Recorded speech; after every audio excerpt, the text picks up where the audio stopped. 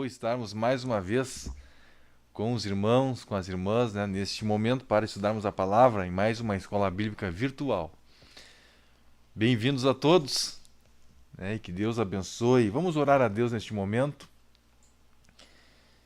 Vamos orar a Deus pedindo a bênção de Deus sobre este trabalho, sobre essa escola bíblica.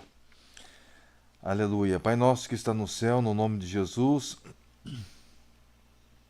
chegamos mais uma vez diante de Ti agora, Senhor, para te dar graças por este momento, te dar graças por esta oportunidade que o Senhor tem nos dado. Agora, no nome de Jesus, eu clamo a Ti, ó Deus, que a Tua mão poderosa esteja sobre a nossa vida, que o domínio do Teu Espírito nesta aula, Senhor, seja total, seja completo.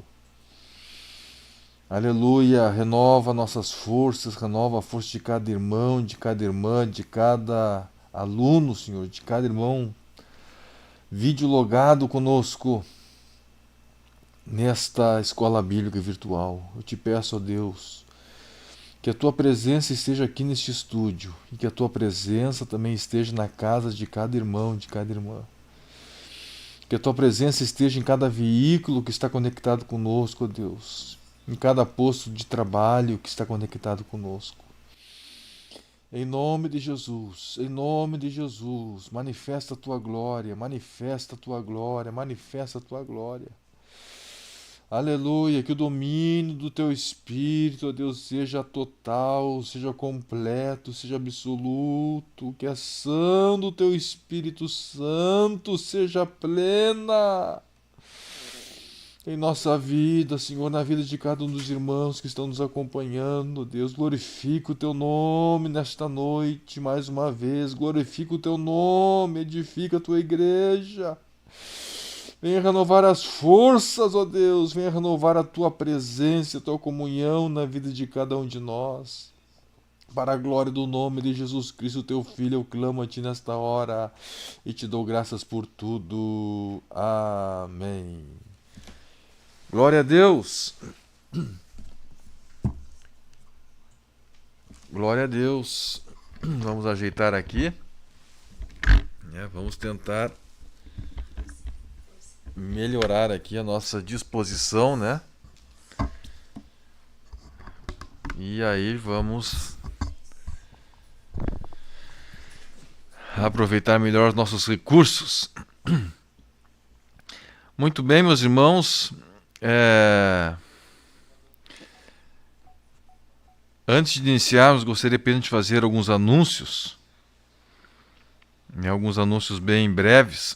Em primeiro lugar, queremos anunciar que no próximo final de semana vai ser o nosso retiro geral de professores.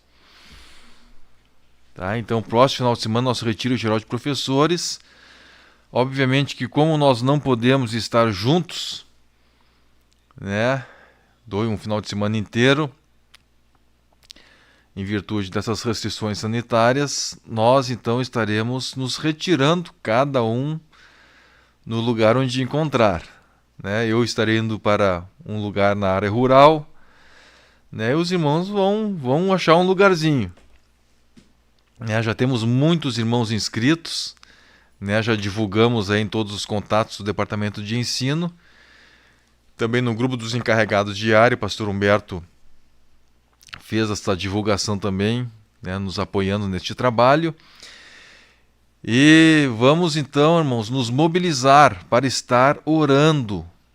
O propósito de oração é pelo nosso país, pelas famílias, pela nossa comunhão com Deus, também pelo Ministério Restauração e pelas crianças. Nós estamos saindo aí de um período que nós nunca antes experimentamos.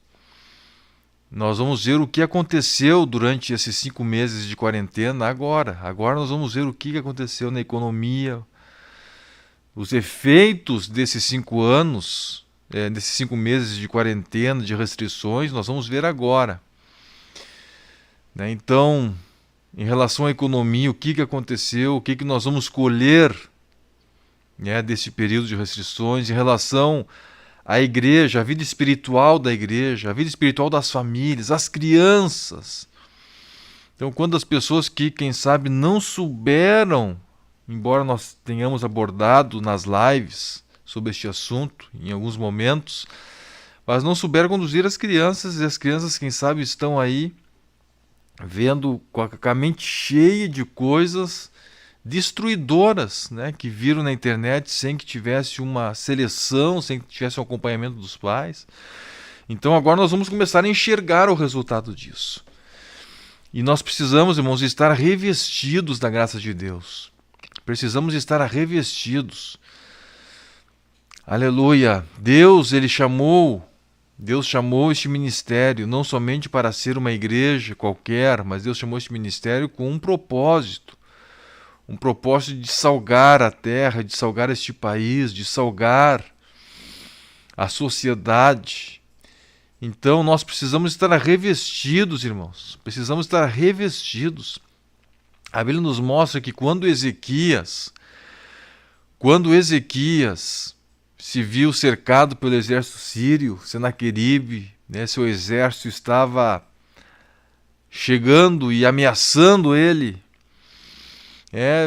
provocando, dizendo: que Deus é esse que tu confias? Tu acha que Deus vai te livrar? Qual foi a nação que se livrou das minhas mãos? Tu acha que a tua fé vai te livrar de alguma coisa?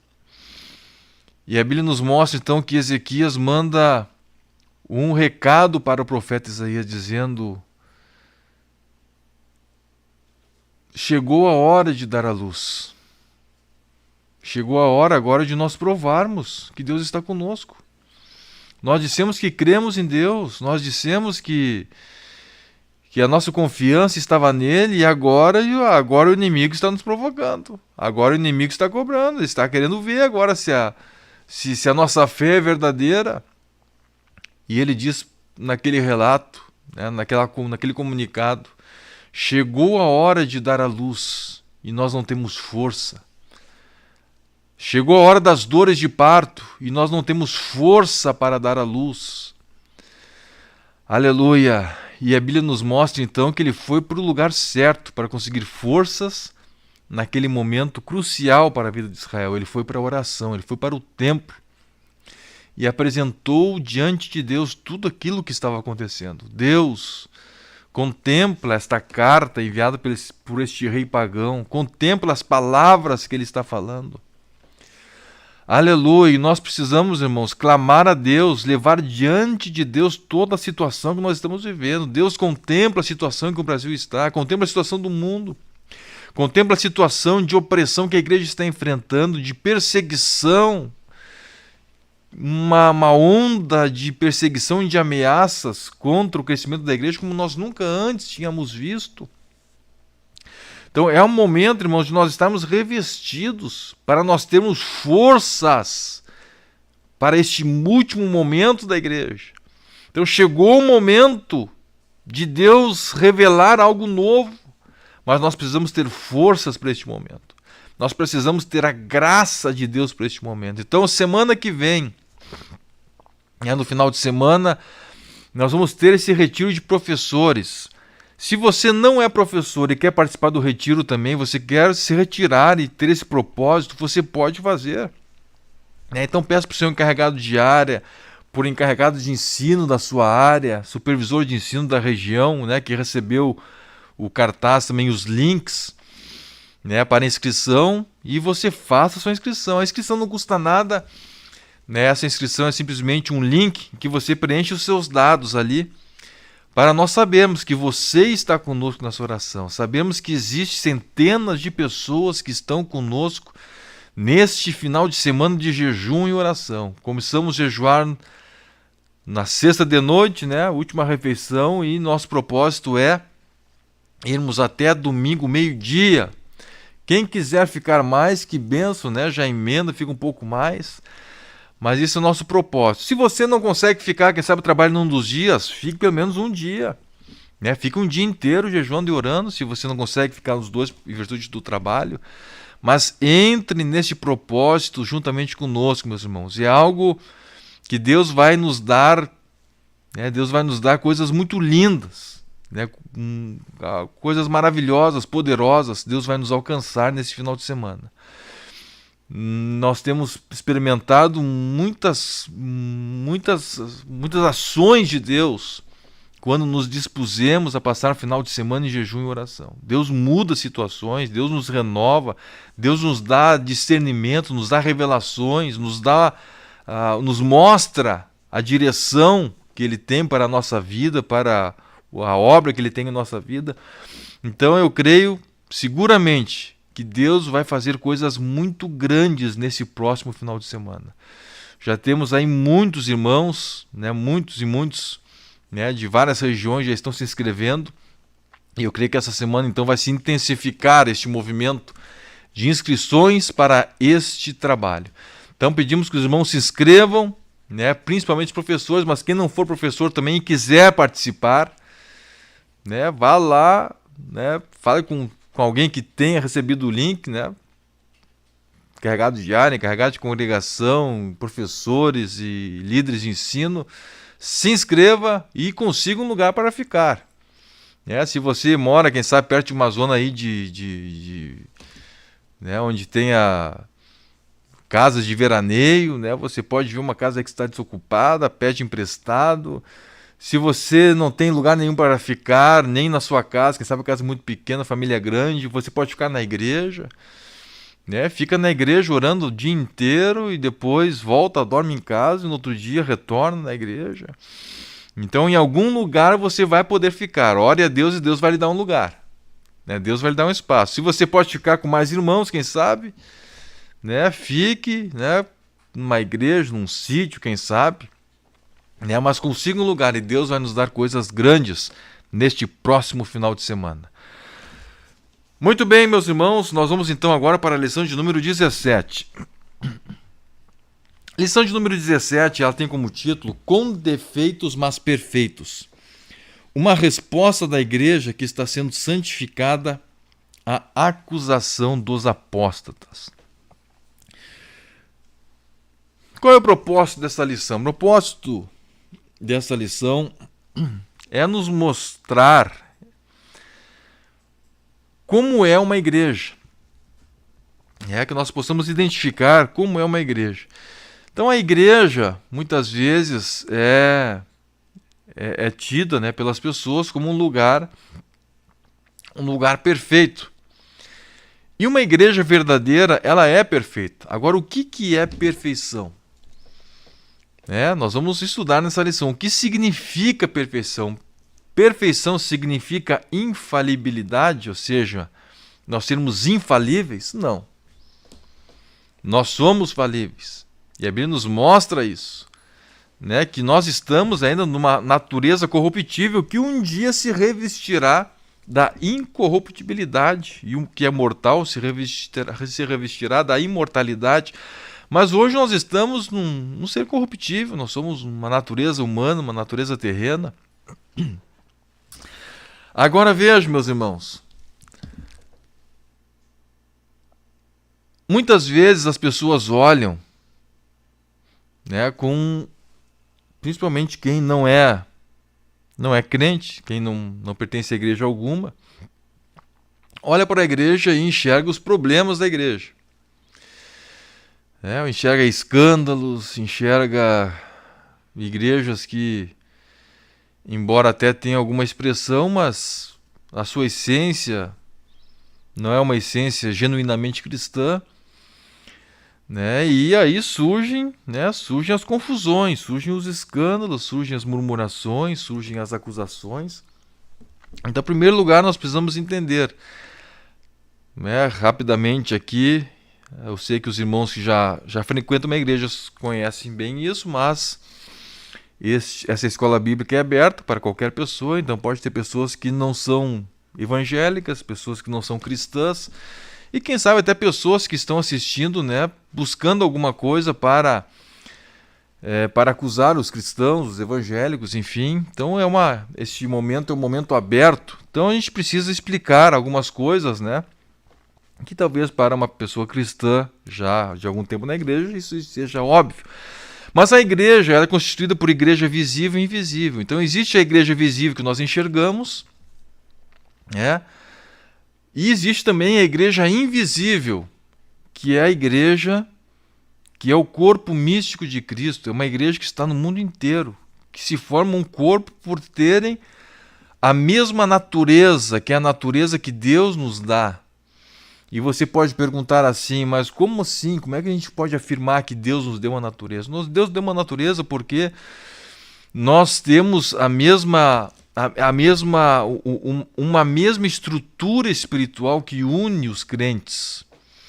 Então, existe um corpo, a igreja chamada invisível, que é uma igreja que está no mundo inteiro. Que nós nem conhecemos as pessoas, mas existe algo nelas que é comum a todos, que é a presença do Espírito Santo. E essa presença do Espírito Santo, ela é palpável, ela é evidenciada mediante o fruto do Espírito, mediante a manifestação do Espírito Santo. Por exemplo, batismo com o Espírito Santo. Uma pessoa que é batizada com o Espírito Santo lá no Japão, lá na Índia, lá no Sri Lanka, e no Brasil, aquela língua estranha que é a evidência do batismo com o Espírito Santo é a mesma. Você vai lá na Índia e Jesus batiza com o Espírito Santo, você vê que ele fala a mesma língua, sem nunca ter compreendido, né? É uma língua que a gente enxerga que é a mesma. Né? Embora são palavras diferentes, enfim, é uma língua que nós não entendemos, é uma ação do Espírito Santo na nossa vida. Né? O gozo do Espírito, a comunhão no Espírito. Então é algo que nós experimentamos, mas é acima de uma razão humana, de um pensamento, é algo que é espiritual, que é sobrenatural. Então, essa natureza divina que está na vida de todos os crentes forma uma igreja invisível. Então, de várias denominações, de vários lugares, de várias regiões. E é algo interessante, né? Porque quando a gente viaja e começa a entrar em contato com irmãos que nós nunca vimos, nós sentimos aquela comunhão, aquilo ali, existe uma identidade espiritual que acontece. Acontece, não é que a gente se esforce para ter, não.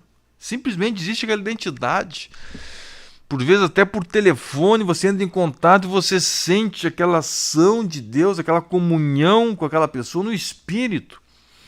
Então isso evidencia este corpo, né, que é um corpo que está no mundo inteiro formado por pessoas que têm a mesma natureza, a natureza de Deus na sua vida. Um dia elas renunciaram à sua natureza, aceitaram a natureza de Deus, aceitaram a Jesus Cristo. O Espírito Santo passou a habitar no seu espírito. Então essa evidência é algo completamente perceptível para quem experimenta isso. Para quem olha de fora talvez não consiga entender, mas para quem experimenta isso é algo palpável, é algo real, extremamente real. Embora invisível, mas é algo espiritualmente concreto. Muito bem, agora dentro de uma igreja visível, vamos supor uma denominação, uma igreja, não vamos citar nome de igreja nenhuma aqui, mas uma igreja que tem um nome, um CNPJ, né? Vamos dizer assim, que está lá no Cadastro Nacional de Pessoas Jurídicas, lá tem um estatuto, né? Foi registrado lá, né? No cartório de registro de pessoas jurídicas e ganhou um CNPJ lá na Receita Federal, existe como pessoa jurídica. Então aquilo ali é uma personalidade jurídica que existe ali. E ali dentro de uma igreja, pode ter pessoas que pertencem a essa igreja invisível,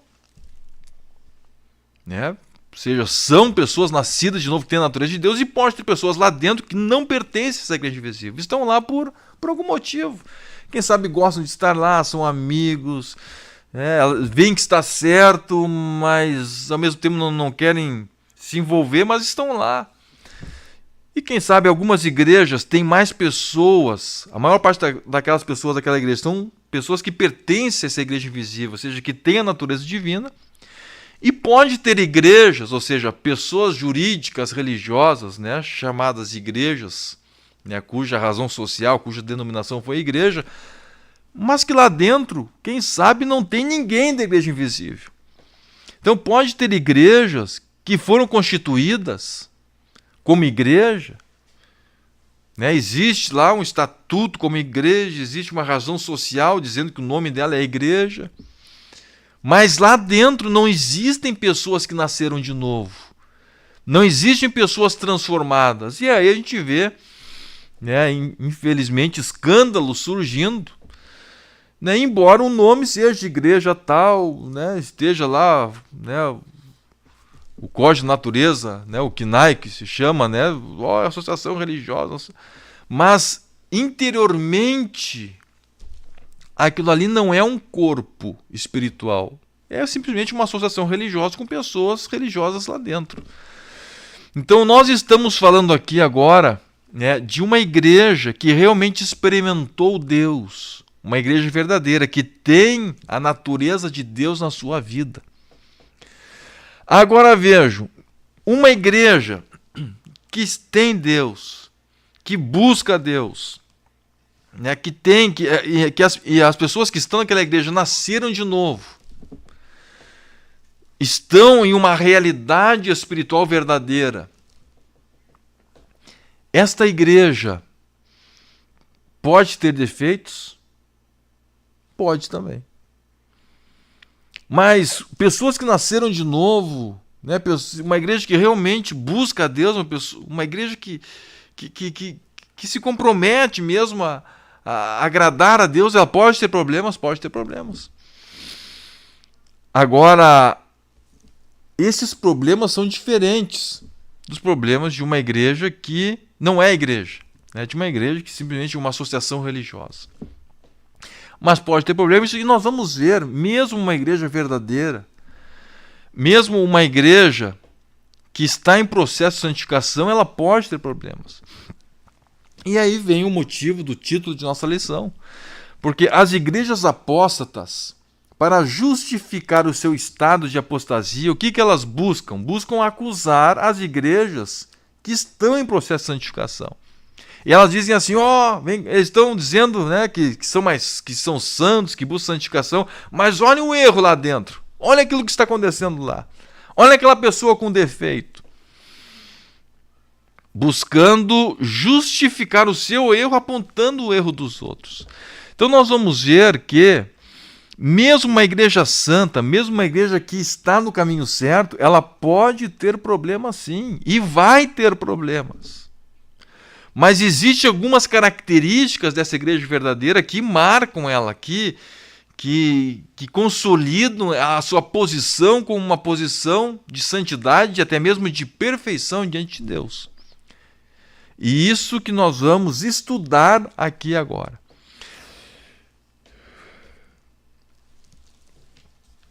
Em primeiro lugar, irmãos, nós vamos ver que na busca da perfeição, Mateus 5,48 nos diz a palavra: sede perfeitos, como perfeito é o vosso Pai Celeste. Ou seja, o nosso parâmetro de perfeição, o nosso parâmetro de perfeição é um parâmetro divino. É um parâmetro de perfeição absoluto. Nós estamos olhando para este parâmetro. Agora vejam, quando nós estamos indo em direção a este parâmetro divino de perfeição, que é um parâmetro absoluto, perfeito, né? Não tem como ser mais perfeito do que Deus. Não existe maior perfeição do que isso.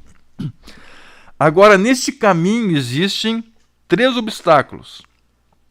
Primeiro, a debilidade humana. Então, a debilidade humana é um obstáculo para atingir a perfeição. E este aspecto todas as pessoas possuem. Todas as pessoas possuem esse aspecto chamado debilidade humana. Existe um outro problema que é a negligência. E um terceiro problema é a apostasia, que nós já temos estudado nas últimas lições, né, que é vamos dizer assim, é uma extensão, né, é um estágio agravado. Então a debilidade humana é uma coisa normal. Todas as pessoas são débeis, né? todas as pessoas são frágeis, porque são humanos, ainda estão, né, no seu estágio, vamos dizer assim, de mortabilidade, né, de corruptibilidade. A natureza humana, ela busca as coisas da terra. Agora existe a negligência. E nós vamos então seguir estudando, né, já é um estado em relação à coletividade. E depois a apostasia, que começa individualmente, depois também atinge a coletividade. Muito bem, irmãos. Debilidade humana, então, se encontra em todas as igrejas. Por mais santa que a pessoa pode ser, né, que a igreja pode ser também, por mais que ela busque a santidade, mas essa igreja ela tem pessoas que são humanas, possuem debilidade humana. Agora vejam, essas igrejas que são perfeitas, dentro de um parâmetro divino que nós vamos ver mais adiante, o que significa perfeição dentro da concepção divina. Essas igrejas, então, que são perfeitas, elas possuem pessoas que têm uma natureza humana. Então, não existe ninguém infalível dentro de uma igreja, porque todos são humanos. Todos são humanos. Agora veja uma coisa, irmãos. Qual é a característica de uma pessoa que tem debilidades, ou uma igreja tem debilidades, em relação ao erro? Então veja, aquela pessoa, ela tem debilidades. Ela erra. Só que, embora aquela pessoa erre, em virtude da sua natureza humana, aquela pessoa, ela não concorda com o seu erro. E nós vemos isso lá em Filipenses, capítulo 3, versículos 12 a 16. Veja, nós vamos começar a montar agora aqui este quadro para nós identificarmos quem são as igrejas, né? E como que é essa estrutura espiritual de uma igreja que é perfeita diante de Deus. Então, Filipenses capítulo 3, versículos 12 a 16. Nos diz assim, ó: não que eu o tenha já recebido ou tenha já obtido a perfeição, mas prossigo para conquistar aquilo para o que também fui conquistado por Cristo Jesus.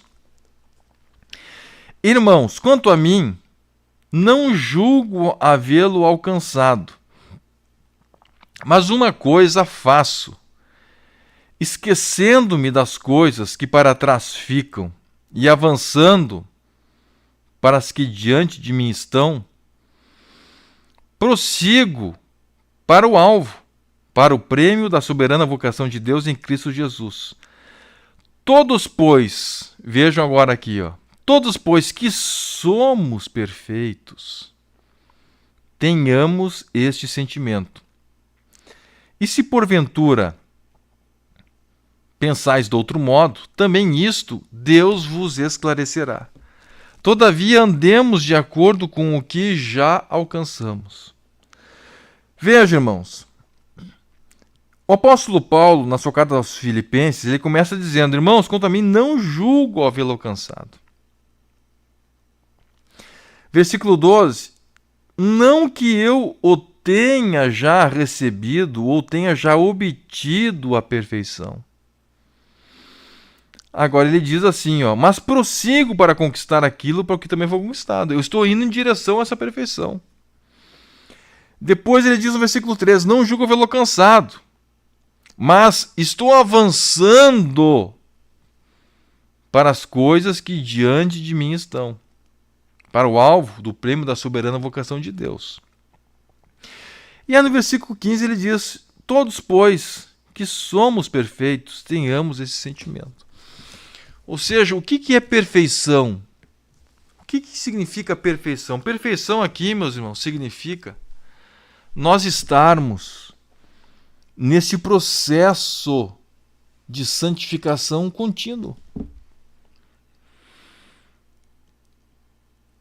A Bíblia nos diz assim, ó, quem é santo, santifique-se mais ainda. Só um pouquinho, se ele já é santo, por que ele tem que se santificar? Porque santidade justamente é isso. Santidade é eu me santificar cada vez mais. Santificar, ser santo, é eu estar num processo em que hoje eu sou um pouquinho melhor do que ontem. Agora, eu sou infalível? Não, eu posso falhar hoje? Posso. Mas eu estou falhando um pouquinho menos do que eu falhava ontem. Aleluia. Amanhã eu vou continuar sendo falível? Vou continuar, mas eu vou estar falhando um pouquinho menos do que eu estou falhando hoje. Eu estou num processo de santificação. Por isso que o apóstolo Paulo ele diz, olha, não que eu tenha já alcançado. Não é que eu já tenha alcançado, mas eu prossigo para isso. Eu estou prosseguindo para isso. Então veja, meus irmãos, num processo de santificação, mesmo quando a pessoa falha, mesmo quando a pessoa erra, ela erra, mas ela não concorda com aquele erro. Ela sabe que errou. Ela sabe que ela tem que prosseguir neste processo. Aleluia, eu não julgo ter alcançado, mas eu prossigo para alcançar. Hoje eu errei, mas amanhã não vou errar. Eu estou num processo. E Deus olha para essa pessoa e diz, essa pessoa é perfeita. Aleluia, porque ela está num processo de aperfeiçoamento. Ela está num processo contínuo de santificação. Agora veja, irmãos, Deus olha para aquela pessoa e diz para ela assim, ó, esse aqui é perfeito. Porque Deus enxergou ontem, Deus enxergou hoje, e Deus sabe o que vai ser amanhã. Agora, a pessoa que está olhando somente para acusar, ele vai dizer assim, ó, essa pessoa aqui é falha. Essa pessoa aqui não tem jeito para ela, porque ela errou. Aleluia, mas ela não está enxergando como Deus enxergou. Aleluia, Deus começou a enxergar o processo, e a Bíblia diz que aquele que começou a boa obra aperfeiçoará até o dia do Senhor, até o dia em que aquela perfeição vai acontecer de uma forma plena. Aleluia, Deus está vendo a ação do Espírito Santo na vida daquela pessoa. Ele está vendo o Espírito Santo está conseguindo trabalhar.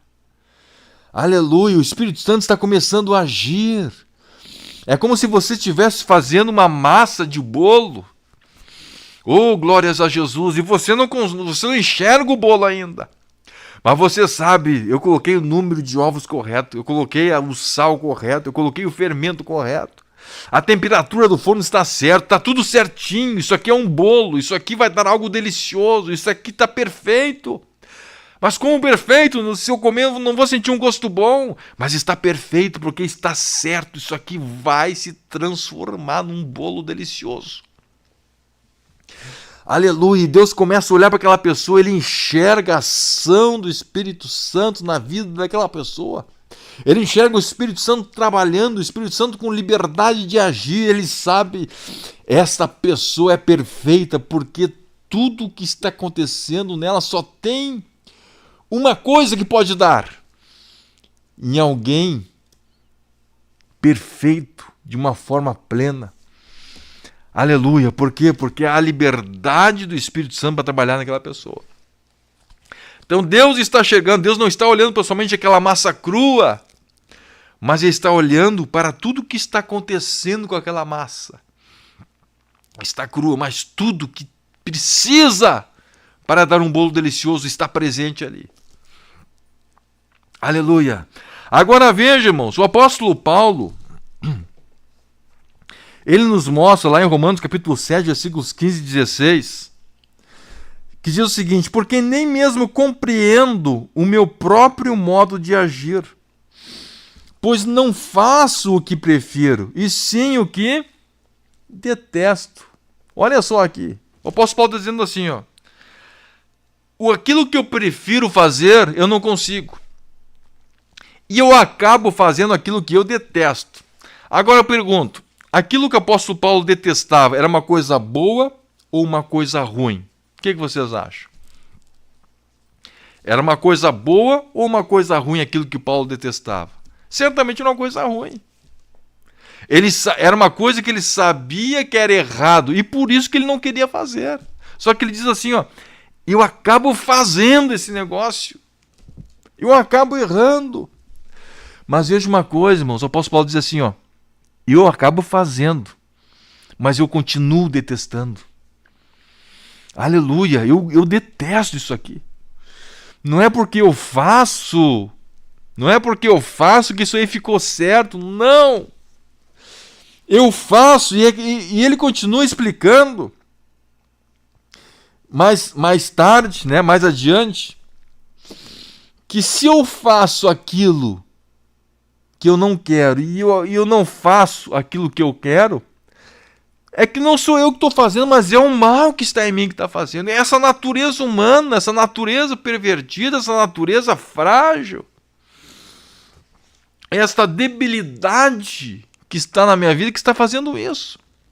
Agora veja, não é porque eu estou fazendo, o grande apóstolo Paulo, cara, que ele nunca se chamou de grande, irmãos. O apóstolo Paulo, ele conhecia a sua natureza. E nós vamos ver evidências disso mais adiante. Nós conhecemos o grande apóstolo Paulo por causa de Lucas, que escreveu o livro de Atos. Se fôssemos pelo que Paulo escreveu nas suas epístolas, a gente ia achar que o apóstolo Paulo, coitado, ele diz assim: eu sou carnal. Aleluia, ele conhecia a sua natureza. Agora Deus olhava para aquele, né, dizem que era um baixinho, careca e de pernas tortas, né, o que a tradição fala que era o apóstolo Paulo.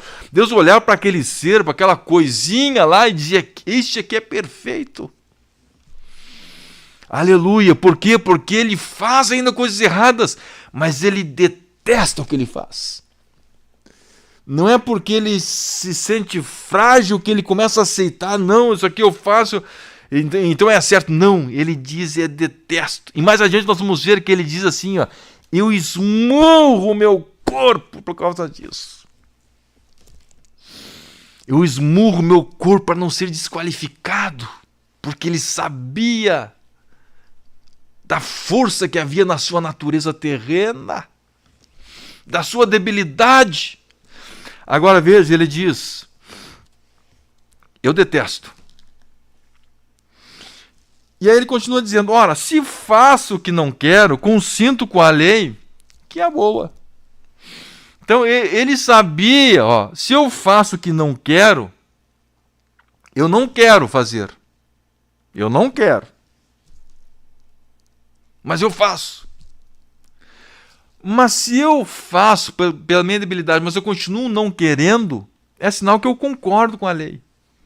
Eu concordo com o que Deus fala, que aquilo ali é errado, e por isso eu detesto.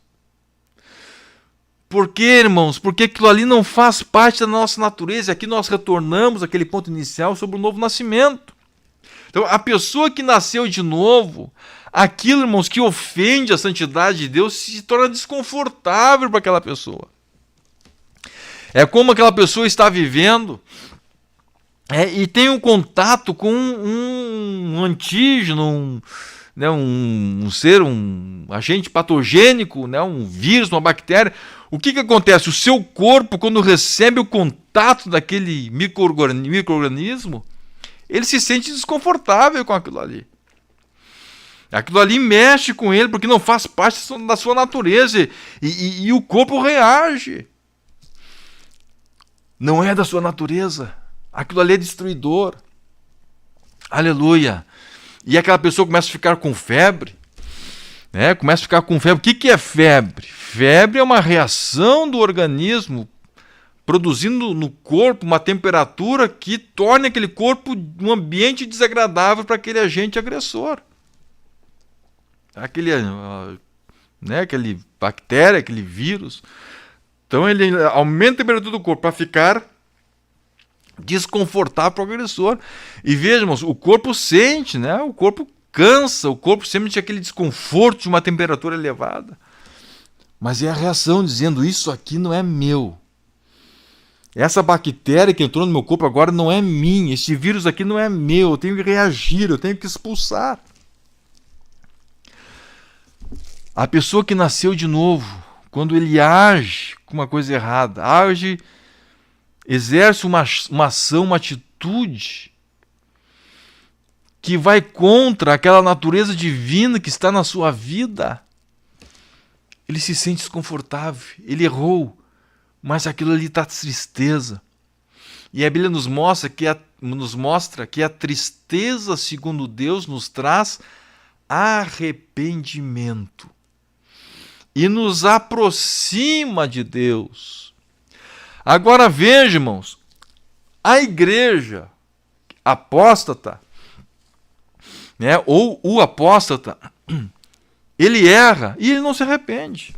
Essa é a grande diferença. Ele não se sente desconfortável por causa daquilo ali. Aquilo ali já não é desconfortável para ele, já não faz mal para ele. É como se ele tivesse com o sistema imunológico já abalado. Né? Existe síndromes, né? SIDA, síndrome da imunodeficiência adquirida. A pessoa que tem esta síndrome, ela pode receber agressões, mas o organismo dela já não reage contra aquilo. O seu sistema de defesa foi atingido. A sua natureza não detecta aquilo que pode prejudicar ela. E semelhantemente a isso, né, é a pessoa que tem este problema. Ela rejeitou a palavra, a natureza de Deus na vida dela já está atingida. E aquele pecado que vem para destruir a sua vida, ela já não reconhece como pecado. Já não se entristece com aquilo. Essa é a grande diferença. Então, o crente que está buscando a santificação, ele pode errar? Pode. O apóstolo Paulo errava. Mas ele diz assim, eu detesto. Quem sabe ele fazia alguma coisa, né? Em algum momento, ele se irava. Mas ele dizia assim depois, eu detesto essa reação que eu tive. Isso aqui não é compatível com a natureza de Deus na minha vida. Eu não consigo aceitar isso, eu detesto isso. Aleluia! Essa é a grande diferença entre o crente e aquela pessoa que não tem mais compromisso com a palavra. Já não tem a natureza de Deus na sua vida de uma forma plena.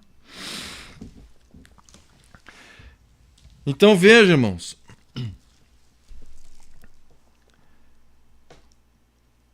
nós estamos em um processo de santificação. O Espírito Santo tem liberdade de agir em nossa vida.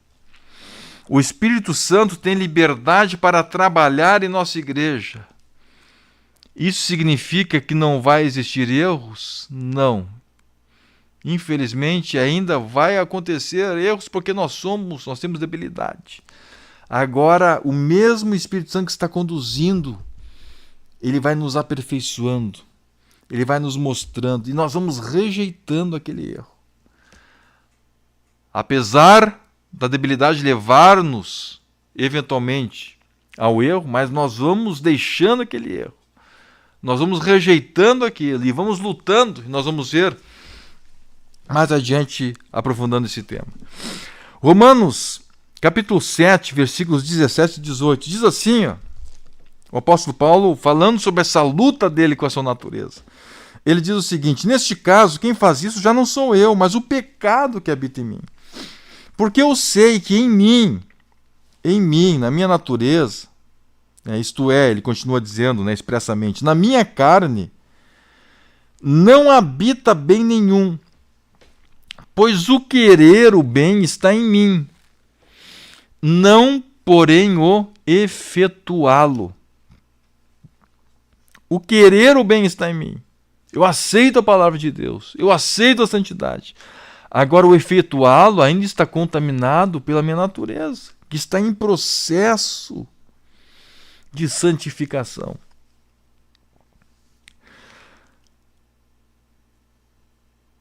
Aleluia. Agora vejam, o fato de a gente entender que Deus está trabalhando significa que nós podemos viver no pecado. A Bíblia expressamente responde isso lá em Romanos, capítulo 6, versículo 1. Então a pessoa pode dizer, opa, então quer dizer, se o Espírito Santo está na minha vida, eu posso errar que eu estou no processo, né? Deus vai entender. Não. Eu não posso aceitar. E esse não aceitar significa eu não aceitar de verdade. Então não é um faz de conta. Eu não aceito mesmo. Né? E nós vamos ver na sequência os passos, né? No próximo tópico. O passo seguinte. Então o primeiro passo é não aceitar. É entender que aquilo ali não faz parte dessa natureza divina que está em mim. Aquilo ali me entristece. Romanos capítulo 6, versículos 1 e 2 diz assim, ó, que diremos, pois? Permaneceremos no pecado para que seja a graça mais abundante? De modo nenhum. Como viveremos ainda no pecado, nós, os que para ele morremos? Então, santificação, esse processo de Deus em nossa vida, significa que eu vou ter uma progressão. Deus vai me conduzir passo a passo. Deus vai mudando a minha vida. Aquele passado vai ficando realmente para trás. Nós não permaneceremos no pecado, muito pelo contrário. Cada dia mais eu vou morrendo, a minha natureza terrena tem que ir morrendo. Assim que tem que ser. Tem que ser um processo, tem que ser algo progressivo na nossa vida. Agora veja, esse é o primeiro passo. Então, para a igreja, diante do erro, né? A igreja verdadeira, a igreja que tem a natureza de Deus na sua vida. Então, esse é o primeiro passo, reconhecer o erro, reconhecer o pecado, não aceitar o pecado. Embora possa praticar pela sua debilidade humana, mas ele continua rejeitando aquilo. Eu pratiquei, mas isso aqui não faz parte de mim. Não, isso aqui não faz parte de mim. Isso aqui não é meu. Eu não aceito isso aqui. Isso aqui não faz parte da minha vida.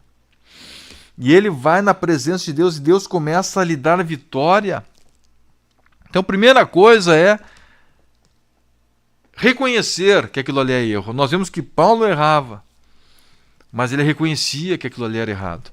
Segundo ponto é lutar contra aquela fraqueza. Então vejamos, não adianta simplesmente reconhecer que aquilo ali é uma debilidade. Não basta ter repulsa, é necessário também lutar contra ela. E nós vemos aqui então 1 Coríntios 9, versículos 25 a 27, que diz assim: todo atleta em tudo se domina. Aqueles para alcançar uma coroa corruptível, nós, porém, a incorruptível. Assim corro também eu, não sem meta. Assim luto, não como desferindo golpes no ar, mas esmurro o meu corpo e o reduzo à escravidão, para que, tendo pregado a outros, não venha eu mesmo a ser desqualificado. Então o apóstolo Paulo ele não simplesmente reconhecia. Tem pessoas, quem sabe, que alegam a questão da natureza humana para justificar o seu erro e continuar nele. Pois é, irmão, sabe como é que é, né? A natureza humana é assim, fazer o quê, né? Às vezes até usa uma palavra, né? Fique né? Da forma como você vê, como foi chamado. Eu sou brabo, tenho que ficar brabo aqui mesmo. Não. Se a sua natureza é irada, você tem que crucificar a sua natureza. Esta ira que está na sua natureza. Então nós precisamos nos aproximar. E veja, irmãos, o apóstolo Paulo, se nós entendermos o contexto da vida de Paulo,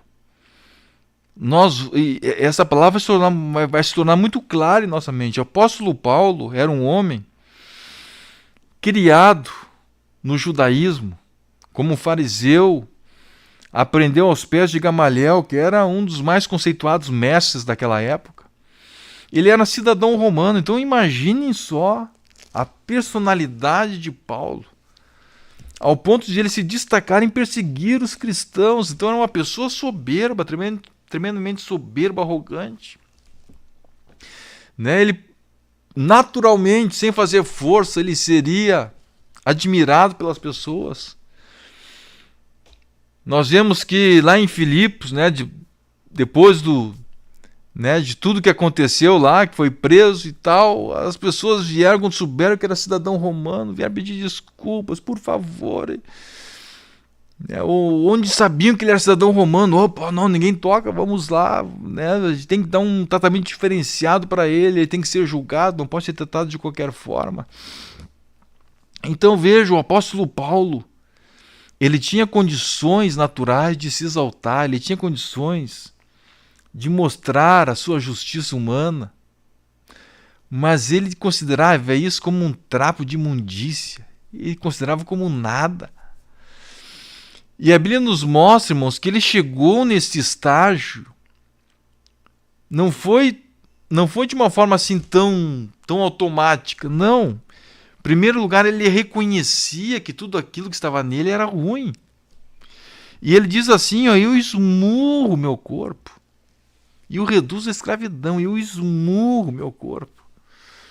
Oh, glórias ao nome de Jesus. Para Paulo chegar naquele estado, irmãos, de entrega para Deus, não foi uma coisa automática. Não, ele reconhecia a sua fraqueza, mas ele esmurrava, ele lutava contra aquilo. Eu não posso aceitar isso. Eu não posso aceitar esse sentimento. Eu não posso aceitar essa fraqueza. Aleluia! E ele esmurrava o seu corpo, ele reduzia o seu corpo à escravidão. O que é reduzir o seu corpo à escravidão? O corpo queria uma coisa, mas ele dizia assim, não, a vontade do meu corpo não pode prevalecer. A vontade da minha natureza humana não pode prevalecer. Eu não aceito essa vontade, eu não aceito essa vontade. Quantas vezes, quem sabe, ele teve vontade de reagir, né? Lembrava do seu tempo de cidadão romano, né? Que ele se impunha, chegava lá nos líderes sacerdotes, eles davam carta branca para ele. Imagine, irmãos. Liderança lá de Jerusalém, sacerdotes do templo, carta branca para o apóstolo Paulo. Imagine a presença que ele tinha. Mas ele esmurrava sua natureza humana. Quantas vezes que essa vontade queria sobressair de novo, como era antes, né? De se impor, de ir atrás, de brigar, de enfrentar. Mas quem sabe quando aquela natureza humana se levantava, ele dizia, não, eu esmurro, eu não aceito, eu submeto à escravidão. Eu sou escravo da palavra, eu sou escravo das escrituras, eu sou escravo de Cristo, eu sou servo de Cristo, eu sou servo de Cristo, eu sou imitador de Cristo, eu não aceito essa reação da minha natureza humana. Ele esmurrava, ele reduzia a escravidão. Então vejam, ele era falho. Quando as pessoas que enxergavam as falhas de Paulo, aleluia, aleluia. Mas Deus olhava para Paulo e ele via que natureza humana terrível dessa de Paulo, mas eu estou vendo que ele está esmurrando a natureza dele. Aleluia, eu estou vendo que ele está submetendo a sua natureza humana à escravidão. Deus enxergava o que estava acontecendo dentro da vida de Paulo. Agora, quem estava fora? Quem queria acusar ele? Enxergava os erros, enxergava as falhas. Aleluia. Aleluia. Enxergava os defeitos. Agora Deus estava enxergando a batalha que estava no interior de Paulo. Glórias a Deus. Os crentes individualmente lutam contra as fraquezas. Eles reconhecem as fraquezas. Quando erram, reconhecem o erro. No segundo passo, eles lutam contra essas fraquezas. Esmurram o seu corpo para reduzir a escravidão, submeter completamente a sua natureza humana à ação do Espírito Santo. Aleluia! Lutar diariamente contra a carne e não aceitar a derrota espiritual, mesmo diante de nossas debilidades, é uma atitude necessária que exige disposição. Exige uma decisão. Eu não aceito isso. Isso aqui é a minha decisão. Muitas vezes, irmãos, as pessoas, os pentecostais, né, eles vivem muito no sentimento. Eu quero sentir alguma coisa. Eu quero sentir uma coisinha, né, uma alegria, Isso aí faz parte, a ação do Espírito Santo nos dá esta alegria, nos faz sentir coisas boas. Mas nós precisamos ter decisão. Nós precisamos ter decisão. Eu vejo o erro, eu digo assim, eu não aceito esse erro. Eu não aceito isso aqui. Aleluia, eu não aceito. Eu não aceito. Quando o diabo vem lançar na sua mente a mensagem, aproveita. Olha a chance que tu tem aí. Olha a chance de desfrutar desse prazer, de desfrutar dessa vantagenzinha. Quem sabe a sua natureza humana reage, né? E a sua natureza humana lhe empurra para fazer aquilo, mas você tem uma decisão firme e eu não aceito. Eu reduzo a minha vontade à escravidão do Espírito. Eu sou servo de Cristo. Eu sou servo de Cristo. Eu não aceito. Eu não aceito. Quando você decide que não aceita, acabou a guerra. Você venceu a guerra. Aleluia. Quando você decide, você venceu a guerra. Agora você tem que ter a força do Espírito para chegar neste momento. Você tem que ter a força do Espírito Santo na sua vida para chegar neste momento. De decidir segundo a direção do Espírito. Segundo aquela vontade que agrada a Deus. Eu decido, acabou a história. Não tem mais guerra, não tem mais conflito, a decisão já está tomada.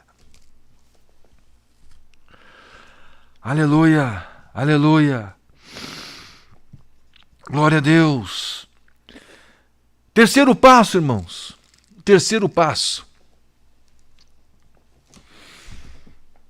A igreja coletivamente disciplina o faltoso. Glória a Deus.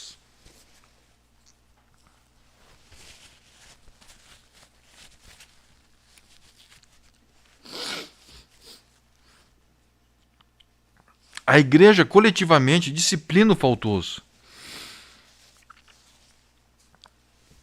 A igreja é formada de quem? É formada de pessoas. Se todas as pessoas têm essa mesma consciência, esse mesmo domínio do Espírito, o senso coletivo da igreja vai ser no sentido de condenar o pecado também. Então, a igreja coletivamente vai disciplinar o faltoso. Isso inclui tanto a exortação, quanto também algumas ações mais drásticas, né, como disciplina. No sentido de a pessoa não participar da Santa Ceia para evitar a própria condenação daquela pessoa. Hebreus 3, versículo 13, nós vamos ver que a palavra nos mostra, Hebreus 3, versículo 13, nos diz assim: pelo contrário, vamos começar desde o versículo 12. Tende cuidado, irmãos, Jamais aconteça haver em qualquer de vós perverso coração de incredulidade que vos afaste do Deus vivo. Pelo contrário, exortai-vos mutuamente cada dia. Exortai-vos mutuamente cada dia. Durante o tempo que se chama hoje, a fim de que nenhum de vós seja endurecido pelo engano do pecado. Ou seja, exortai-vos entre vós. O senso coletivo da igreja em relação ao erro é o mesmo. Aquilo ali é errado. Pode existir o erro dentro da igreja? Pode, mas a igreja sabe isso aqui é errado. E aí entra o propósito da disciplina. É necessário que haja disciplina, para que este senso que a igreja tem de que aquilo ali é errado, aquilo produzido pelo Espírito, pela palavra, não seja corrompido. Se não houver disciplina, aquele senso que um dia houve na igreja vai ser corrompido. E aquilo ali não vai mais ser reconhecido como pecado. Por quê? Porque as pessoas vão estar praticando aquilo ali. Então, é necessário que haja esta exortação. É necessário que haja esta ação de um para com o outro. Não no sentido de acusar, de achar um erro, até para justificar o seu próprio. Ele também está errando ali. Quem sabe pessoas que erram e acusam os outros para eles entenderem que não são. Entender que os outros são. Não vou dizer assim tão ruins, mas não são melhores do que ele. Eu erro, mas os outros também erram. Então tem pessoas que acusam para ele se justificar. Não é isso que a Bíblia está nos mostrando aqui. Então, exortai-vos mutuamente, não para você se justificar, para mostrar que você é melhor do que o outro é pior do que você, não. Para quê? Que tem que haver essa exortação mútua, a fim de que nenhum de vós seja endurecido pelo engano do pecado.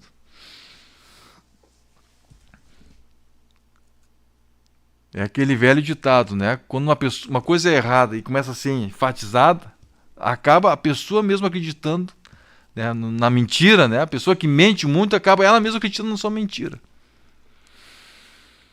Por quê? Porque a verdade foi corrompida. Ele tantas vezes repetiu aquela mentira que ele corrompeu a verdade. E aquela mentira se transformou numa verdade, embora seja uma verdade falsa. Então, a exortação mútua leva a nós a nos lembrarmos. Opa, existe isso aqui é perigoso. A Bíblia nos mostra isso. Nós precisamos estar com a consciência limpa. A Bíblia nos mostra isso, a consciência limpa, uma consciência que tenha clareza ainda para entender aquilo que vem de Deus, aquilo que é estabelecido por Deus. Então, a ação de um membro da igreja, de uma igreja sadia, uma igreja santa, embora possa ter falhas, mas a ação dos crentes dessa igreja é justamente de nunca deixar que um erro deixe de ser considerado como erro. É mostrar pela palavra. Não é uma briga frontal, não é por murmuração. Veja, a Bíblia não está dizendo aqui, murmurai uns para os outros. Não, é exortai-vos mutuamente. Não é murmurar. Não, é exortai-vos mutuamente. Tu exorta o outro e o outro exorta a ti.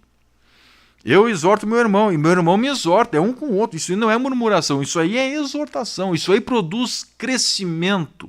Isso aí produz união. Aleluia, que coisa boa quando alguém vem me falar pela ação do Espírito Santo alguma coisa está na minha vida e que eu reconheço misericórdia, Deus, que coisa boa. Irmãos, o nosso Espírito se alegra. Você que já teve essa experiência, você sabe disso. Quando uma palavra vem em nossa vida e nos purifica, aquilo ali nos alegra, a gente se sente que cresceu. É ou não é verdade? É assim. Aleluia, que coisa boa é sentir a libertação operando em nossa vida em alguma coisa que nós estávamos presos nela. mas aquilo ali nos trouxe libertação, aquilo ali nos trouxe crescimento. Que coisa maravilhosa!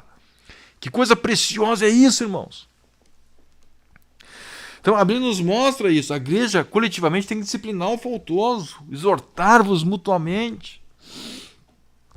Em 1 Coríntios, capítulo 5, 1 Coríntios, capítulo 5,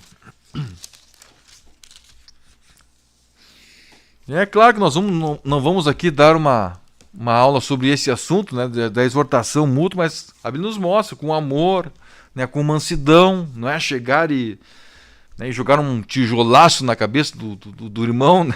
Mas é exortação, é levar ele a entender o problema, a crescer espiritualmente. 1 Coríntios, capítulo 5, versículos 3 a 7, nos diz assim: eu, na verdade, olha só o apóstolo Paulo falando, eu, na verdade, ainda que ausente em pessoa, mas presente em espírito, já sentenciei, como se estivesse presente, que o autor de tal infâmia seja, em nome do Senhor Jesus, reunidos vós e o meu espírito, com o poder de Jesus nosso Senhor, entregue a Satanás para a destruição da carne, a fim de que o espírito seja salvo no dia do Senhor Jesus. Então o apóstolo Paulo está dizendo, nós temos que agir em relação a essa pessoa. Por quê? Porque ela está endurecida.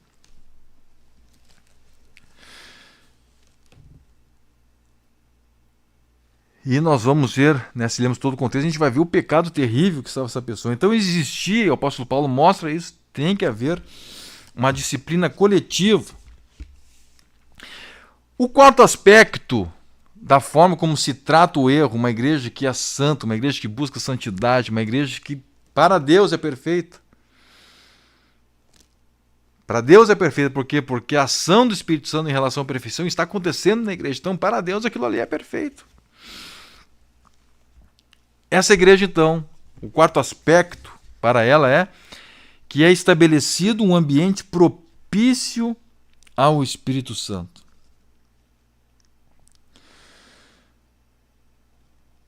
Propício ao Espírito Santo.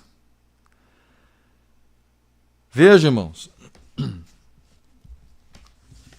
quando todos os crentes estão ali, estão desejando Deus, pode ter alguma falha em virtude da debilidade humana, mas ele reconhece, ele trata aquilo. Começa a haver ali um ambiente, né? Na verdade não é que comece, permanece aquele ambiente em que o Espírito Santo tem a liberdade. Um ambiente que haja uma liberdade de ação do Espírito Santo. Sim, o Espírito Santo pode agir, ele pode trabalhar. Aleluia, porque a igreja está nesse processo de santificação. O Espírito Santo tem trânsito, ele tem ação livre. E o ambiente para o pecado não existe naquela igreja. Creio que eu já falei aqui uma vez, né, que uma vez eu ouvi do pastor Behor Bergman, pastor norueguês, falando, muitos anos atrás, isso. E ele dizia, olha, nós temos que manter o nosso fogão sempre quente. Né? Porque em fogão quente, mosca não senta. Né? A mosca só senta no fogão que está frio. Né? Na Noruega, eu acho que deve ter aqueles fogões a lenha, né? Imagine lá, passa gelo, né? Muitos meses, frio. Agora, se está quente, se a igreja está quente, ali o pecado não tem facilidade de entrar. Aleluia, ali a pessoa que quer permanecer no pecado, ela se sente desconfortável. Agora, numa igreja onde essa ação do Espírito já foi sufocada, onde essa ação de pecado começa a entrar, não há uma oposição, não há um desconforto.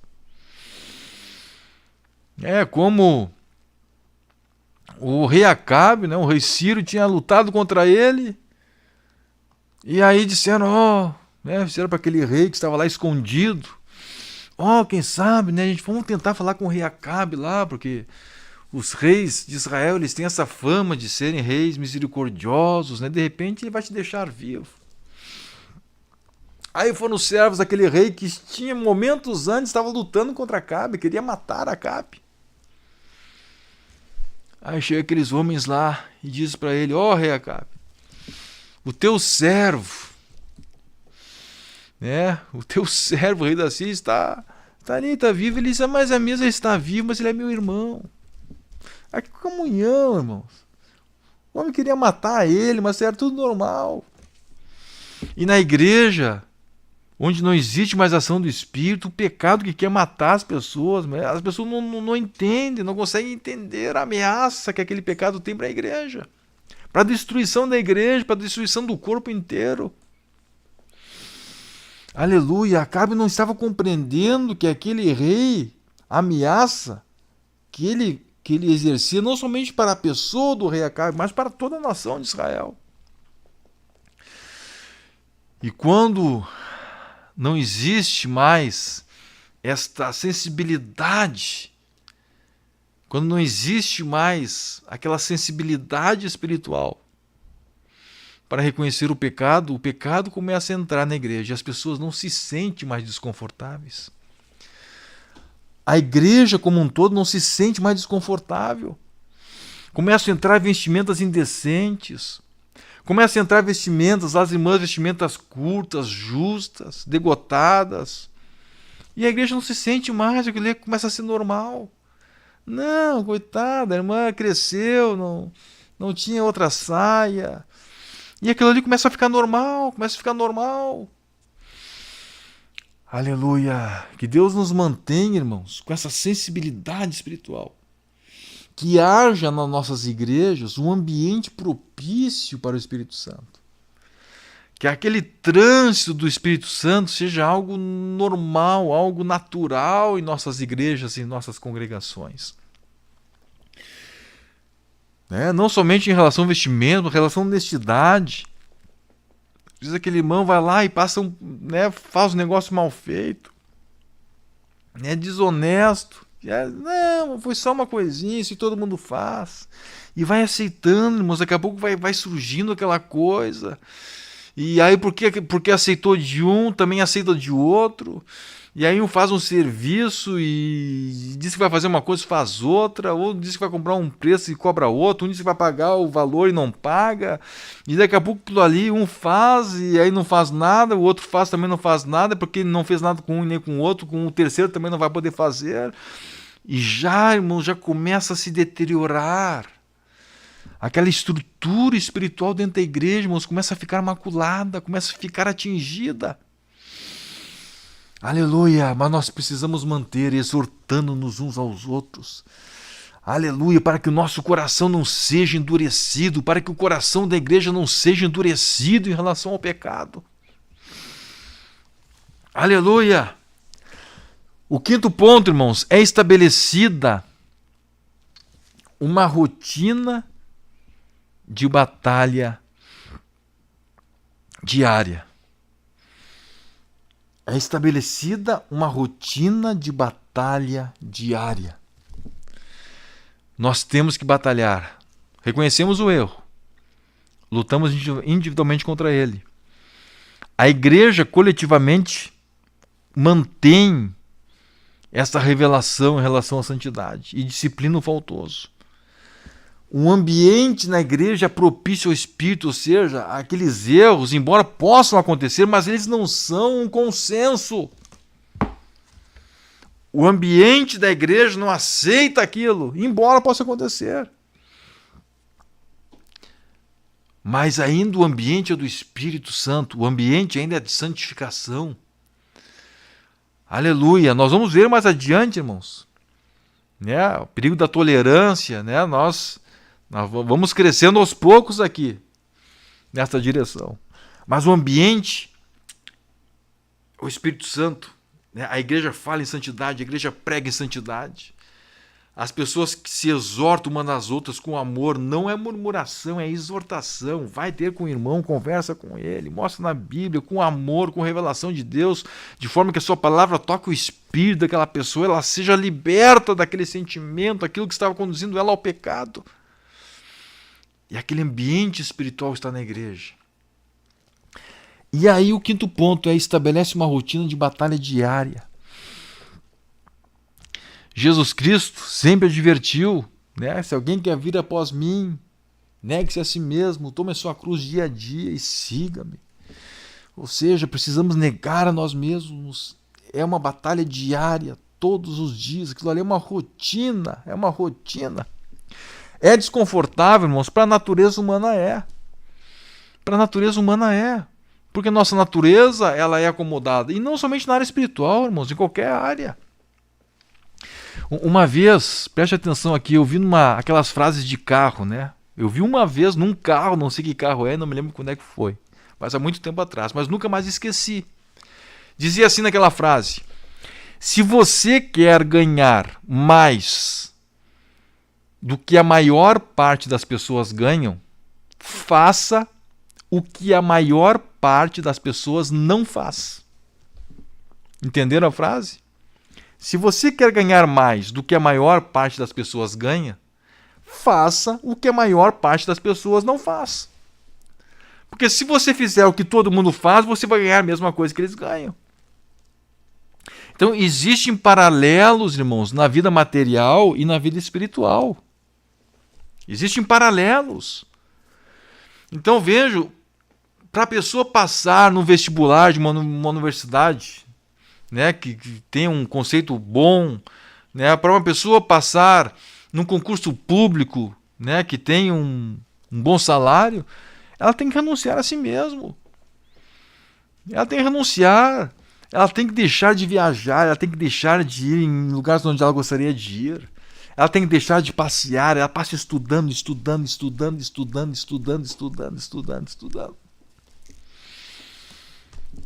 Ela tem que negar a si mesmo. Um dia, ela se acorda, eu queria tanto de ir em tal lugar. Não, hoje tem que estudar. Surge um amigo lá, vamos fazer uma viagem, aí surgiu uma oportunidade. Não, eu tenho que estudar. E, irmãos, essas pessoas que passam em concursos bons, às vezes ficam 1, 2 anos estudando, 3 anos estudando. Abrindo mão de lazer, abrindo mão de até mesmo refeição, come estudando. Para conseguir alguma coisa. Agora, se no mundo físico, se no mundo natural é assim, imagina no mundo espiritual. Então, se você quer ter conforto para a sua natureza terrena, você não vai conseguir chegar onde Deus quer que você chegue. Então Jesus está dizendo isso aí, olha aqui, ó. A natureza humana, a Bíblia diz que a inclinação da carne é morte. A inclinação da carne é morte. Se você se submeter àquilo que a sua natureza humana determina e à vontade que ela tem, você vai morrer. Você vai morrer. Tanto aqui na terra você vai ter prejuízo, quanto na vida eterna. Então, irmãos, se nós queremos o céu, se nós queremos uma vida de comunhão com Deus aqui na terra, uma vida de vitória com Deus aqui na terra, nós precisamos saber uma coisa: a nossa natureza humana é nossa inimiga.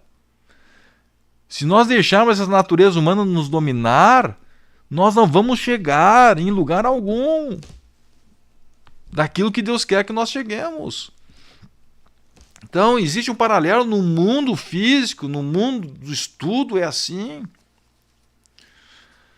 A pessoa que quer atingir alguma coisa, ela se esforça, ela abre mão de tudo para atingir aquele objetivo. A Bíblia nos mostra o exemplo do atleta. O atleta, ele se condiciona, ele não come aquilo que ele gosta, ele come aquilo que ele precisa comer. Ele não fica descansando o tempo que ele quer descansar, ele tem que ter exercício, ele tem que ter condicionamento. Aleluia! É preciso estabelecer uma rotina de batalha diária. Lutar diariamente contra a carne, nós já falamos aqui, né? Um olho de página de nossa revista. E não aceitar a derrota espiritual mesmo diante de nossas debilidades. Se eu cair agora, se fraquejei, não interessa, eu não aceito isso.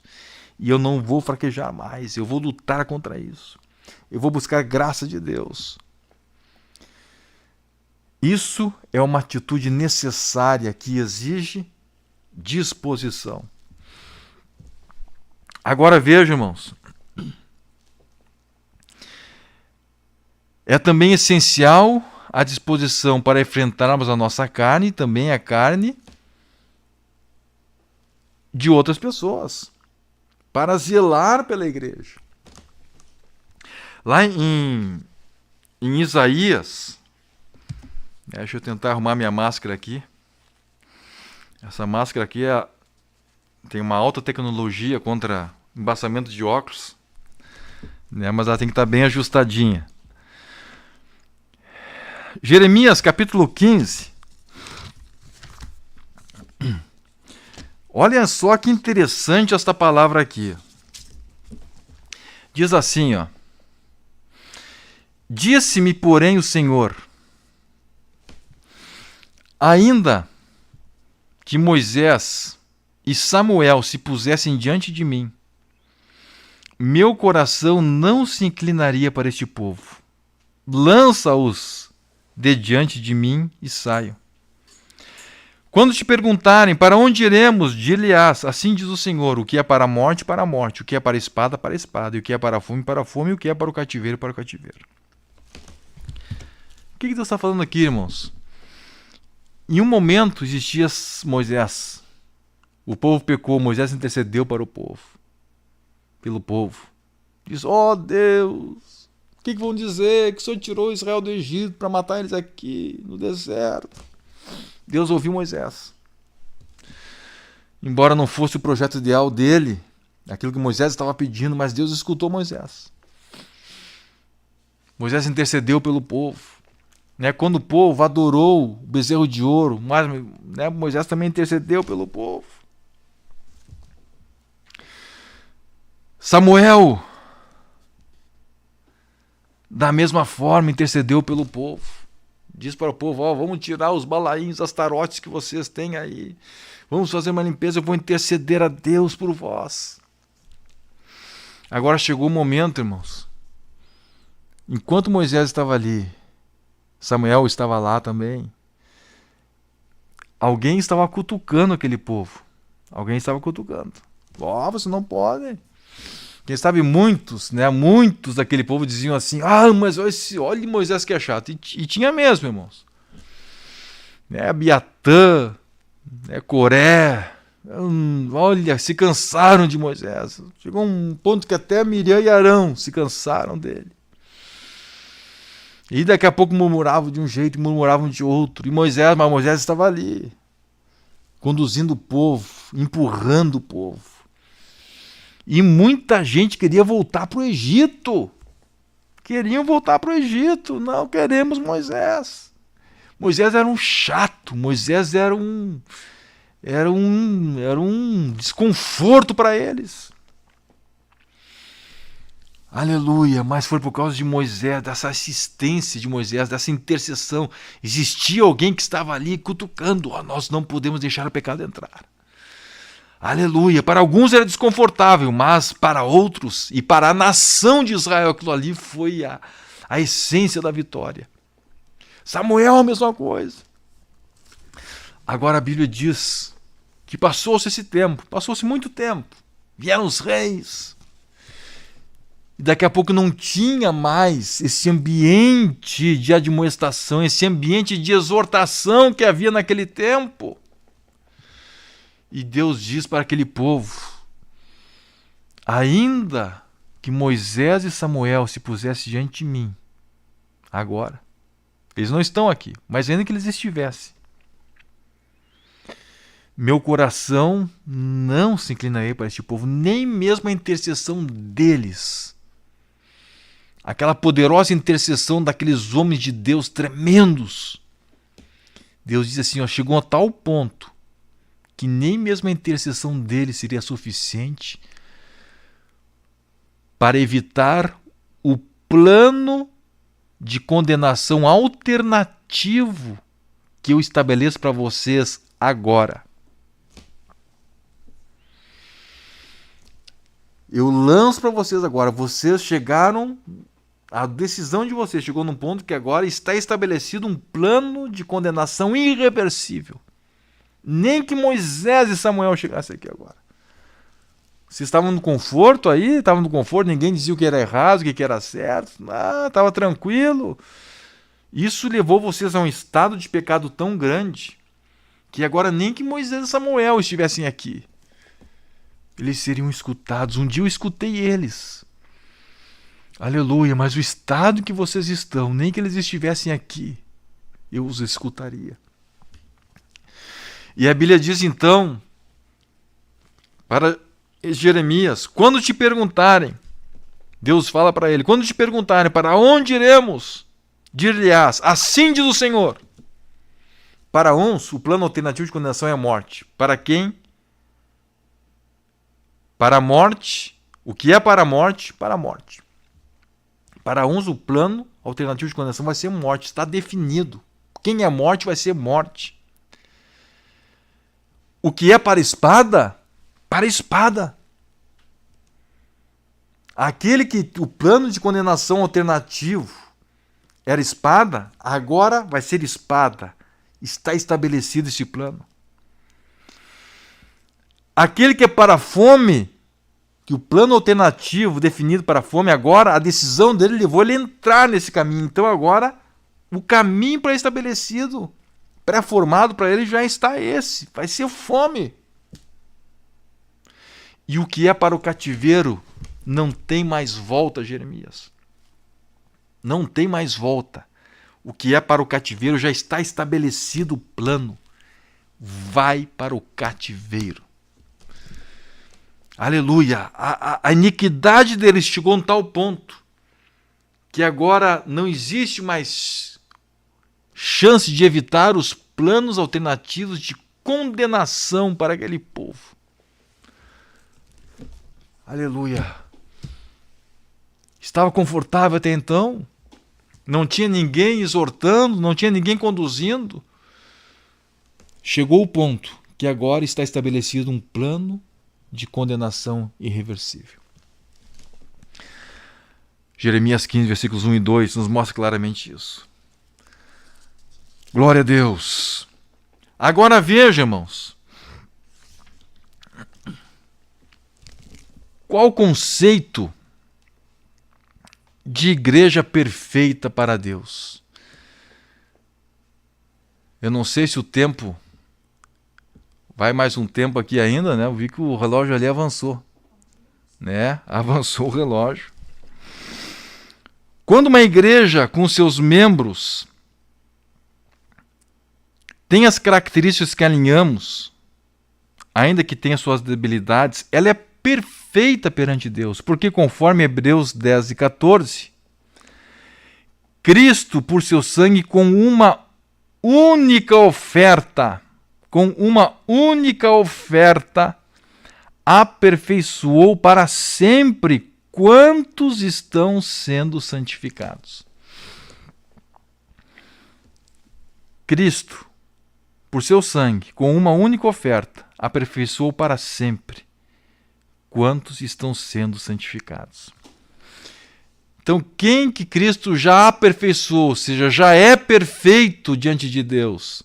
Aqueles que estão sendo santificados. Então, se eu estou sendo santificado, se hoje eu estou um pouquinho melhor do que ontem, e amanhã, com a graça de Deus, eu vou estar um pouquinho melhor do que hoje, eu estou sendo santificado. Embora eu tenha debilidades, mas para Deus eu sou perfeito. Cristo já me aperfeiçoou. E por esta ação de aperfeiçoamento de Cristo na minha vida é que eu estou sendo santificado. A ação do Espírito Santo, ela está plena, ele está trabalhando, ele está agindo. Aleluia, ele está conseguindo fazer este bolo que vai dar algo maravilhoso. Por enquanto, quem sabe, né? Um está com a massa um pouquinho mais crua do que o outro, um está com a massa um pouquinho mais pronta, um falta sovar um pouquinho, né? O outro falta colocar o fermento, o outro falta crescer mais. Mas o processo é o mesmo. O Espírito Santo está trabalhando em cada um. Aleluia, o final de tudo é que o bolo vai sair.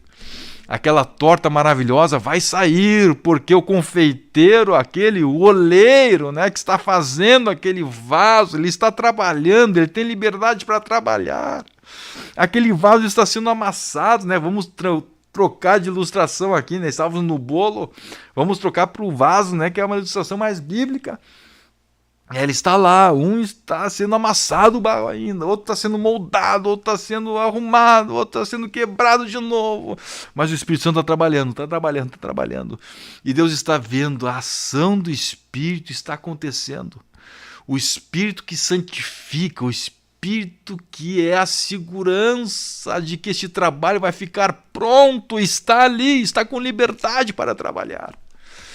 Essa pessoa é perfeita. Aleluia, parece que eu consigo enxergar, irmãos, que coisa preciosa isso. Aleluia, aquela ação do Espírito Santo com liberdade naquela vida. E Deus está vendo, uma está um pouquinho para cá, outra um pouquinho para lá, mas o Espírito Santo está agindo, ele está trabalhando. Aquilo ali está acontecendo e vai se tornar uma realidade. O Espírito Santo está preparando a igreja, está adornando, né? Está ornamentando a igreja, e a igreja está ficando linda, e olha só, vai acontecer, a igreja é uma realidade. Aleluia, aleluia. Ainda que não tenhamos alcançado a perfeição, se estivermos no processo progressivo de santificação, sendo santificados, seremos uma igreja posicionalmente perfeita, ou seja, Deus nos vê na condição de uma igreja perfeita. Em outras palavras, seremos perfeitos se hoje estivermos mais separados do mundo e da carne do que estávamos ontem, e se amanhã estivermos mais santos do que estamos hoje. Filipenses 3, 12 e 18, né? Vamos ler mais uma vez rapidamente, já lemos antes, mas só para enfatizar essa verdade. Diz assim o apóstolo Paulo na igreja de Filipos: não que eu o tenha já recebido ou tenha já obtido a perfeição, mas prossigo para conquistar aquilo para o que também fui conquistado por Cristo Jesus. Irmãos, quanto a mim, não julgo havê-lo alcançado. Mas uma coisa faço, esquecendo-me das coisas que para trás ficam, e avançando para as que diante de mim estão. Prossigo para o alvo, para o prêmio da soberana vocação de Deus em Cristo Jesus. Todos, pois, que somos perfeitos, tenhamos este sentimento. E se porventura pensais de outro modo, também isto Deus vos esclarecerá. Todavia andemos de acordo com o que já alcançamos. Aleluia! Paulo expressamente se declara perfeito, mesmo não tendo alcançado a perfeição, porque estava na luta para conquistar a santidade de Deus.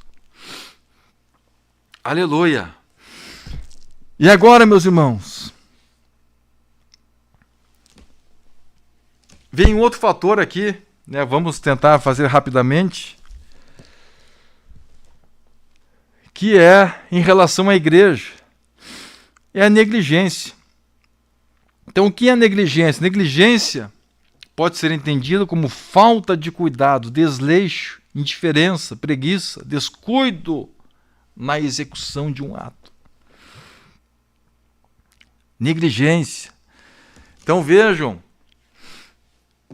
em virtude dessa batalha diária contra o mundo, contra a carne, diante das habilidades humanas, a igreja que começa a perder força espiritual,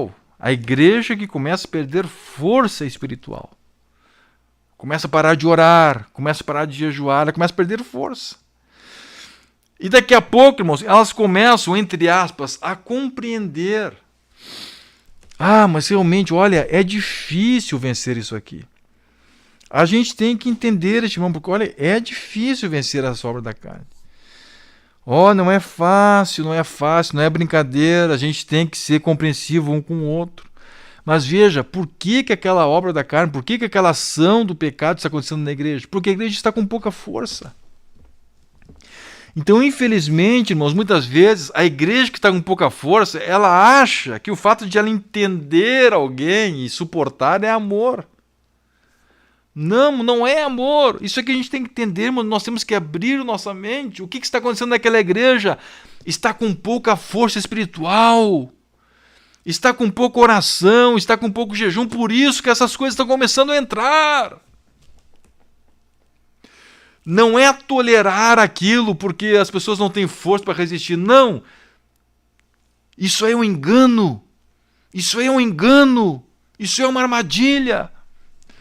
Nós temos que injetar força espiritual naquela igreja. Vamos levar esta igreja a um caminho de ter força, de autoridade espiritual na sua vida. E daqui a pouco aquilo ali, aquele pecado que estava sendo tolerado porque se achava que não existia força, era impossível, ele vai ser vencido. Ele vai ser suplantado. Por quê? Porque nós trabalhamos, o Espírito Santo trabalhou para dar força para aquela igreja, força para aquele irmão, força para aquela irmã. Agora a igreja que tirou já da sua rotina uma vida de oração, de jejum, de batalha, ela começa a tolerar. A sua liderança olha para aquilo ali e diz, mas se eu estivesse no lugar dele, eu não teria força. Eu acho que não tem como mesmo a gente manter. A gente vai ter que mudar um pouquinho, porque não tem. A natureza humana é assim. O que está faltando? É força espiritual, é graça de Deus. Aleluia, aleluia. Então vejam, muitas vezes, quando a igreja entra nesse momento de fraqueza, começa a entrar negligência. E vai entrando uma coisinha. Mas veja, ela não apostatou ainda. Ela não apostatou. Aquilo ali, embora esteja entrando, mas ainda é pecado. Ainda é erro. Ela ainda está trabalhando em relação àquilo. Ela ainda está reagindo. Aquilo ali não se tornou uma coisa aceita ainda. Ainda há espaço para a vitória para aquela igreja. Ela não apostatou ainda, embora talvez por falta de força espiritual. A negligência está acontecendo, a tolerância está acontecendo naquela igreja. Aleluia. Aleluia. Agora veja, irmãos.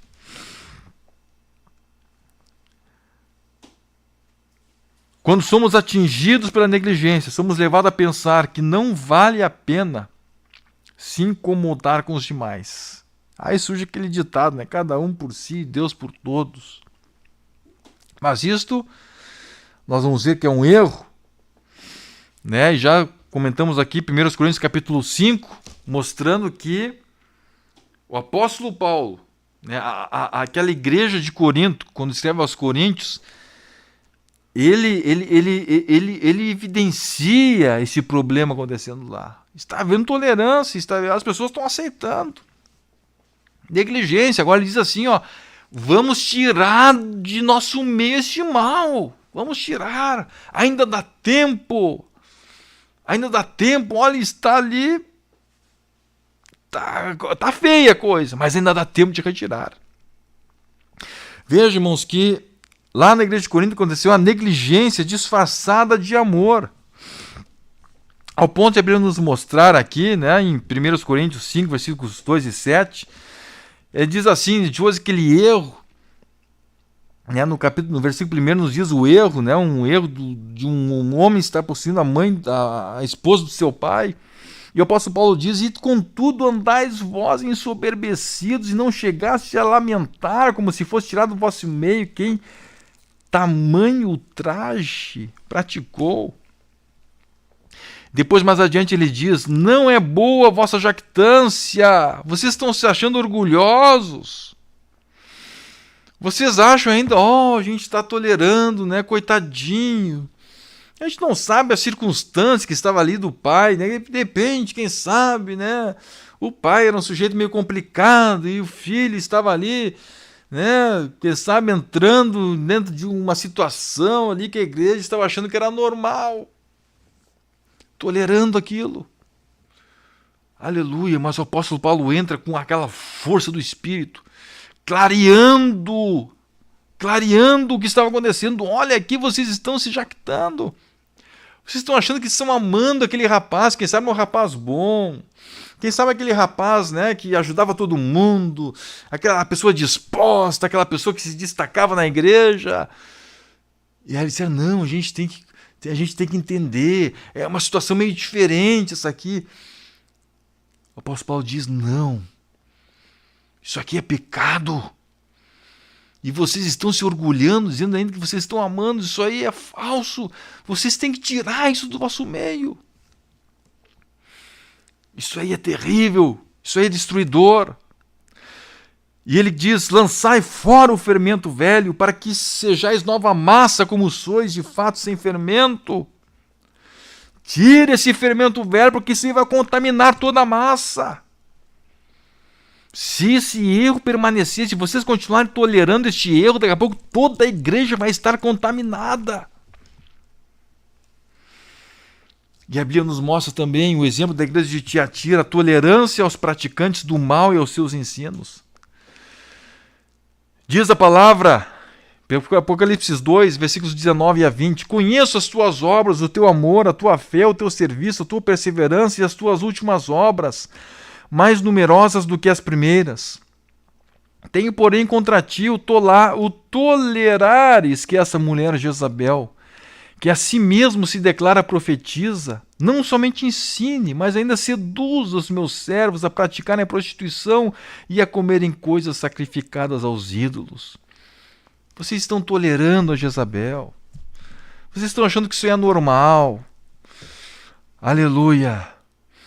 Mas Deus, Ele ainda olha para aquela igreja de Tiatira. Ele ainda exorta ela, vocês ainda têm chance. Vocês estão tolerando, vocês estão quase caindo, vocês estão no caminho da apostasia, mas ainda tem um espaço para arrependimento, ainda tem um espaço para saída. Aleluia.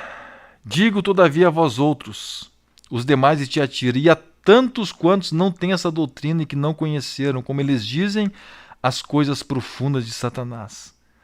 Outra carga não julgarei sobre vós, tão somente conservai o que tendes, até que eu venha. Devemos estar vigilantes contra a negligência e a tolerância ao erro na igreja. Cada crente deve assumir o compromisso estabelecido por Jesus de ganhar seu irmão ao vê-lo errar, ou, se ele não aceitar a exortação, em amor conduzi-lo à disciplina e mesmo à exclusão. Mateus 18, versículos 15 a 17 nos diz a palavra. Uma situação dessas, ainda a igreja não está perdida, porque o pecado é considerado pecado. Alguém teve que se levantar e mostrar, opa, olha aqui o que está acontecendo. Está havendo tolerância. Vamos resolver esse problema. Basta uma atitude decidida e as coisas voltam para os trilhos da retidão. Porém, se a igreja não toma atitudes, estará caminhando pouco a pouco para o caminho sem volta da apostasia. Conclusão, nos diz o seguinte: a igreja posicionalmente perfeita, formada por uma maioria de crentes posicionalmente perfeitos, não é uma igreja infalível. No Novo Testamento, perfeição não é sinônimo de infalibilidade.